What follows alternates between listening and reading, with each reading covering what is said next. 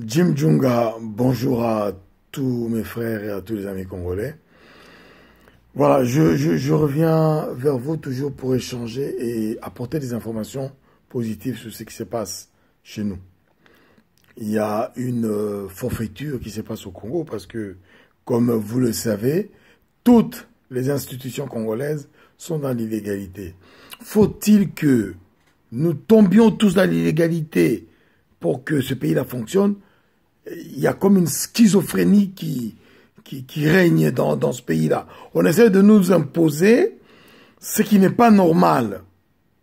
Ce qui n'est pas normal au Congo, c'est que Kabila n'a plus de mandat et il est toujours président. Ce qui n'est pas normal au Congo est que Kabila n'a plus de mandat et les gens qui sont allés se rencontrer à Jean-Val ont voulu nous faire avaler de couleuvres, ont pondu un accord au 31 décembre 2016 et veulent nous faire croire que cet accord-là a remplacé la Constitution. Donc, Kabila est toujours illégal.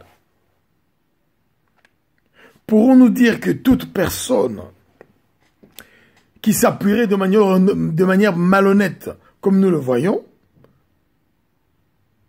sur des principes édictés par cet accord-là, est une personne qui ne veut pas du bien du Congo, est une personne qui ne veut pas que cela change au Congo durablement. Pourrons-nous dire ça? Est-ce qu'on pourrait nous interdire de dire que lorsque Nanga, Nicodème, je ne sais pas, j'ai oublié son prénom, l'ex-colonel Nanga, le président de la CENI, ose dire qu'il faut plus de 540 jours pour organiser des élections au Congo. Dans quelle constitution il est installé pour se permettre de dire ça? Il s'appuie sur quoi? Quelle est la légalité? Est-ce que nous pouvons poser cette question-là? Quelle est la légalité? Quels sont les textes légaux sur lesquels lui, Nanga, s'appuie dans le cadre de sa responsabilité au niveau de la CENI pour nous dire ça? Hein? Comment il est allé sortir ces 540 jours? Hein? Il n'y a que des illégalités qui s'assomment. Ce n'est pas possible. Nous ne pouvons pas dire que nous acceptons cette illégalité-là. C'est trop grave de dire ça. Nous ne pouvons pas dire que cette illégalité-là est normale. C'est anormal. Hein? C'est anormal. Hein? Lorsque nous regardons dans tout ce qui peuvent être des personnes qui demain peuvent diriger le Congo, tous les groupes qui nous ont montré son incompétence notoire, depuis Jean-Val jusqu'à aujourd'hui, on a vu tous ces gens-là défiler, mais comme de morts de faim pour aller quemander à Kabila selon les illégalités qu'ils ont mis en place avec l'accord qui leur donne des postes de premier ministre, de ministre, etc., etc.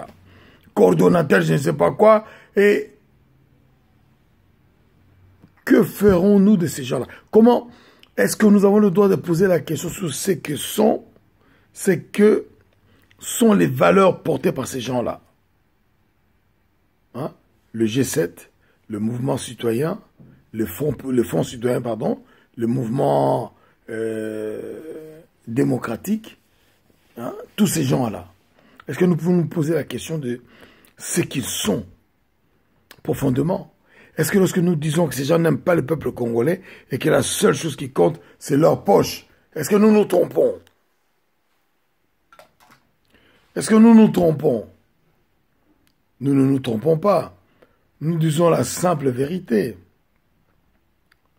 Donc, par rapport à cela, donc, nous, Unité nationale et intégrité du Congo, je suis Jim Djunga Polo Pene Djunga, vice-président de Unique France.